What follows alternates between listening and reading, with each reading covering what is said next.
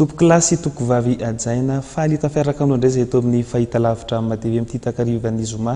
5 volana aogositra ity manasana ho ampitiavana izahay anaraka hatramin'ny farany fotoana ny fampalalam-baovao antsika makasika indrindra ny vaovao eo amin'ny sihatry ny asa fampiroroana ary no anokafana ny vaovao zao alina izao. Nisy androany ny fiaonana tamin'ny mpanao gazety nataony sampandrara malagasy adina amin'ny famotsim-bola sy ny famatsim-bola amin'ny asa fampiroroana na ny samifinina izany manoloana indrindra ny fanambarana izay nataony Masovo Turka mikasika ny fisiana fikambanana Turka eto Madagasikara.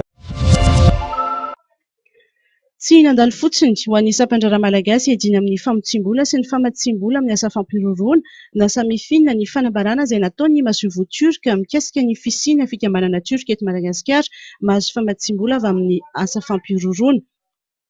Manao fitsiriana ary fanadihadiana ny samifinina momba ireo fikambanana ireo raha ny fanazavana no entiny tale jeneraly nyity sampandrara ity androany tao anatin'ny fiaonana tamin'ny mpanao gazety. Onana fa atsika manana fomba fiasa misoroka ny tsy afenan'ny olona mieritreritra matsy asa fampiroroana amina fikambanana tsy miankina na fikambanana ara-pivavahana raha mety zava-misy zany tsika moa zany rehefa miresaka hoe ady amin'ny famotsim-bola na ny asa famatsim-bola ny asa fampiroroana dia miainga foana amin'ilay évaluation de risque aiza daholo no mety isina irika ahafahan'ilay olona manao an'izay ka araka ny voalazana teo fikambanana tsy miankina ny fikambanana ara-pivavahana sasany dia mety isiny izay risque zay ka zay no rahan'ny samifinina miasa tsy very maina zany le karazana vaovao ohatran'ireny fa raha isinay zay raha teo moa no fanamafisana zay tianay hoentina ao amin'ilay paikady vaovao zay efa voavolavola eto amin'ny samifinina ka ifampizarana amin'ireo mpiara-miasa rehetra dia le ahafahan'ny samifinina zany tsy miandry tsony hoe ny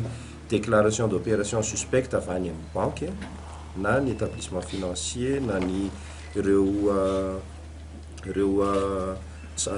sampanasa sasany hoe tsy maintsy manao fanambarana fa samifinina ihany dia tokony afaka mitrandraka ny vaovao manodidina na ny famotsim-bola na ny famatsim-bola asa fampiroroana.